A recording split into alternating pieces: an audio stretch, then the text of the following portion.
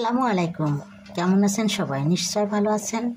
এই তো আজকের ব্লগটি নিয়ে চলে এসলাম। তা শুরুতেই আমি আজকে মাংস রান্না করব টমেটো সস দিয়ে। তাই এখানে হলুদ দিয়েছি 2 চা চামচ আর লবণ দিয়েছি 2 টেবিল চামচ, টমেটো সস দিয়েছি 2 টেবিল চামচ, বাটা মশলা দিয়েছি 2 টেবিল চামচ, আর এখানে 1 চা চামচ মরিচের গুঁড়া, লবঙ্গ 8-10টি, এলাচ থেতে করা 4-5টি, দারচিনি 2-3 টুকরা, তেজপাতা 2-3টি, এগুলো সব দিয়ে দেবো।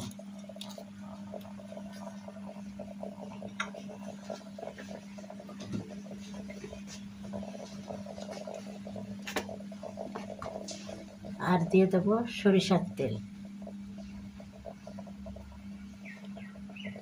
1/2 কাপ মতন। এবার ভালোভাবে মাখিয়ে নেব, সব কিছু দিয়ে ভালোভাবে মিশিয়ে দেবো। সব কিছু দিয়ে ভালোভাবে যে মিশিয়ে দিয়েছি, এবার চলো জালটি ধরিয়ে দেবো। ধরিয়ে দিলাম। এখন আস্তে জালে এটা সিদ্ধ করে নেব, পানিটা শুকিয়ে নেব। তারপরে কষা হয়ে গেলে আবার নতুন করে পানি দেব। ততক্ষণ আপনারা আমার সাথে থাকুন।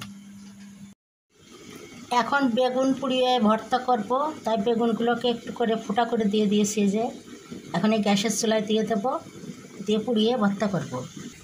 গ্যাসের চুলাটা ধরিয়ে দিয়েছি, আর এই যে একটা স্ট্যান্ড দিয়ে 3টে বেগুনি একসঙ্গে দিয়ে দিয়েছি।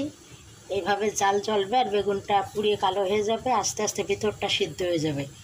খুবই হাই হিটে জাল দিতে হবে না, মিডিয়াম হিটে রাখতে হবে, যাতে করে তাপে বেগুনের ভিতরটা সিদ্ধ হয়ে যায়। সিদ্ধ হয়ে গেলে আমি ফিরে আসছি। আর এখানে যে পেঁপে দেখতে পাচ্ছেন, এই পেঁপে এখন আমি কেটে ধুয়ে ঘন্ট করব পেঁপেগুলো কেটে আমি ফিরে আসছি। ভিউয়ার্স, এই যে আমি পেঁপেগুলো এভাবে কুটে নিয়েছি। এর ভিতরে 1/2 চা চামচ হলুদের গুঁড়া, 1/2 চামচ মরিচের গুঁড়া, আর 1.5 চা চামচ এই যে বাটা মশলা, আর লবণ 1 চা চামচ দিয়ে এগুলোকে এখন মাখিয়ে দেবো। দিয়ে চড়িয়ে 2টো সিটি দিলেই সিদ্ধ হয়ে যাবে। দিয়ে নামিয়ে তেলে দিয়ে একটু ঘন্ট করে নেব। পেঁপে স্বাস্থ্যের জন্য খুবই উপকারী একটি সবজি। সবাই খেতে পারে, সবসময় কোনো সমস্যা হয় না, কোনো ক্ষতি হয় না পেঁপেতে। সারা বছর প্রতিদিন খাওয়া যায়, তা বিভিন্ন রকম করে খেতে হয়। আমি আজকে ঘন্ট করব। ভিউয়ার্স, এই যে 2টো সিটি দিয়ে পেঁপে নামিয়ে নিয়েছি, সিদ্ধ হয়ে গিয়েছে। এখন ওই কড়াইতে সরিষার তেল দিয়ে দিয়েছি, পেঁয়াজ আর রসুন কুচি, আর এখানে দিব আমি একটু আস্ত জিরা।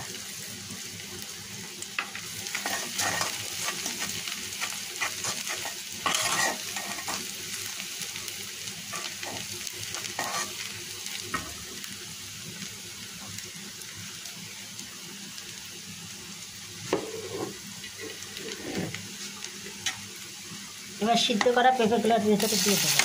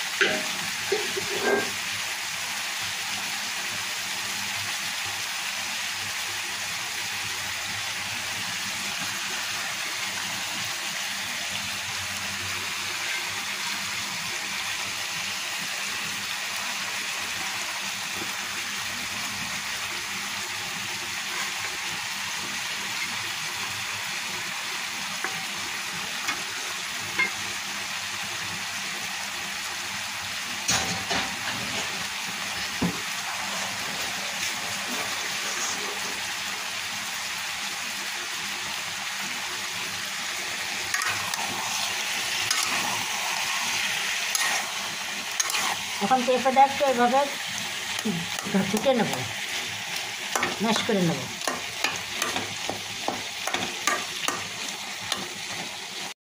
ভিউয়ার্স, এই যে আমি পেঁপেটা ভালোভাবে ম্যাশ করে নিয়েছি। এখন একটু জিরের গুঁড়া দেব, দিয়ে মিশিয়ে এটাকে নামিয়ে নেব। এটা গরম গরম রুটি, পরোটা এবং ভাতের সঙ্গেও খেতে ভালো লাগবে।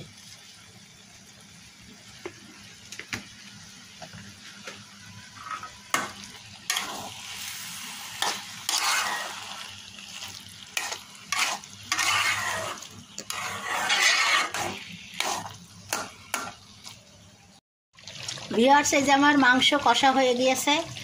এখন আমি যে কয়েকটি আস্ত রসুন ভালোভাবে বেছে পরিষ্কার করে ধুয়ে নিয়েছি, এগুলো দিয়ে দিলাম। আগেই দিলে বেশি গলে যাবে, ওই জন্য এখন দিয়ে দিলাম। এখন একটু ঝোলের পানি দেওয়ার পরে রসুনটাও সিদ্ধ হবে, মাংসটাও রান্না হয়ে যাবে।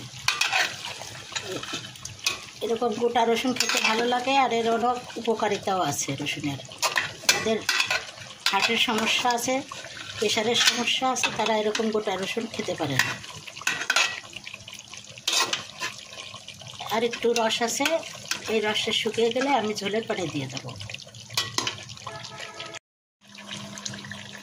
ভিউয়ার্স, এই যে মাংস কষা হয়ে গিয়েছে।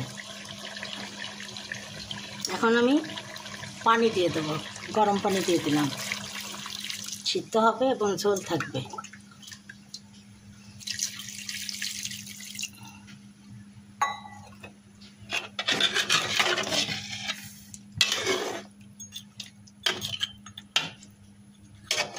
চুলার জালটা মিডিয়ামে রাখতে হবে। রান্না হয়ে গেলে ফিরে আসছি। ভিউয়ার্স, এই যে আমার বেলকনিতে একটা মরিচের গাছ লাগিয়েছি, দেখুন কত বড় হয়েছে মরিচের গাছ।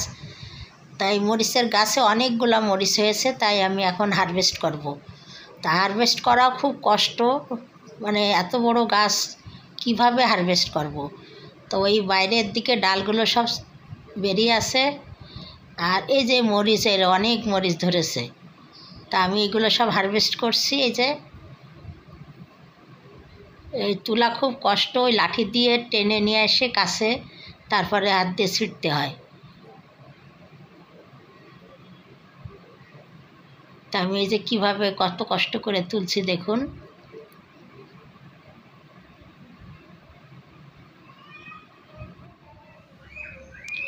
তো এই তো ভিউয়ার্স, দেখুন কতগুলা মরিচ আমি তুলেছি। তা আশা করি আপনাদের ভালো লাগলো। এই তো ভিউয়ার্স, আমার এই যে মাংস রান্না করা কমপ্লিট। আশা করি আজকের আমার রেসিপিগুলো আপনাদের ভালো লেগেছে। আর যদি ভালো লেগে থাকে, অবশ্যই আপনারা আমার চ্যানেলকে লাইক, কমেন্ট, শেয়ার ও সাবস্ক্রাইব করে আমার পাশে থাকবেন। আজকের মতো বিদায় নিচ্ছি। আল্লাহ হাফেজ।